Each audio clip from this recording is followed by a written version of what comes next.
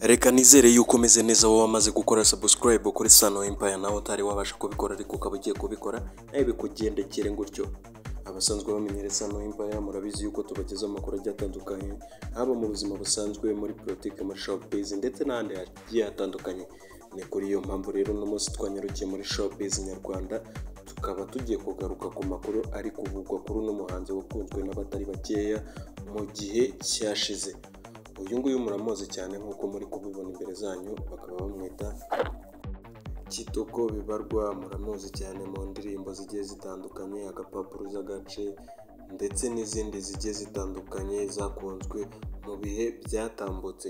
Murabizi yuko n'umugabo yabaga mu gihugu cya Amerika, ariko ubu ngubu amakuru ari kugenda atangazwa nuko uyu mugabo agiye kugaruka mu gihugu cy'u Rwanda kandi agakomeza gukora indirimbo. Aho yabitangarije rero ndetse n'ibyo yagiye agarukaho n'ibyo agiye gukora n'ikimuzanye mu Rwanda, ibyo nibyo tugiye kuba twagarukaho. Niba utari wabasha gukora subscribe, ndagusaba gukora subscribe ukande no kuri iyo nzogera notification kugira ngo tuzajye twibanira mu nkuru zigiye zitandukanye Sano Empire igenda ikugezaho umunsi ku munsi. Ni iby'agaciro gakomeye cyane kuba warasize support yawe ya subscribe kuri Sano Empire. Nawe mushyashya ukihagera, reka nizere yuko umaze kubikora. Niba umaze kubikora, Imana iguha umugisha.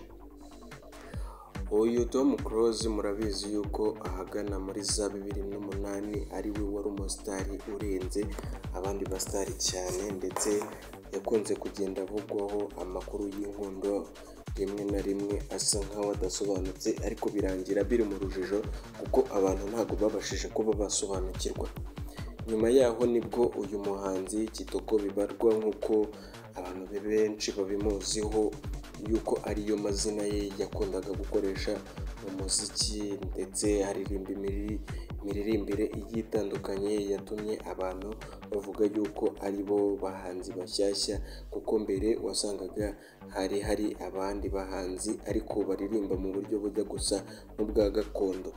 Ndetse akaba yari ari kumwe n'abandi bahanzi bagiye batandukanye nka Dream Boys, Urban Boys. Abo bose murabizi yuko muri ibyo bihe bari bari kubica bigacika, ndetse abakire benshi bakundaga kubatumira mu bitaramo bigiye bitandukanye, haba mu anniversaire cyangwa se mu bukwe, ibintu bikaba byaryoha. Uyu mugabo rero nyuma yaho nibwo yitangarije, aho yari ari kuri RBA kuri TV Rwanda, nibwo yatangaje, ubwo bari bamutumiye, yatangaje yuko agiye kuba yagaruka mu gihugu cy'u Rwanda agakomeza umuziki, ndetse avuga yuko icyari kimubishije hanze ari ukwiga, none bikaba byararangiye, akaba agiye kongera akaba yagaruka. Ese araza gusyaho nk'uko abantu bari kuvuga yuko ubu hari impano nshyashya zaturutse ku nyundo ziri kubikora as professional. Ngayo nguko rero ngibyo ibya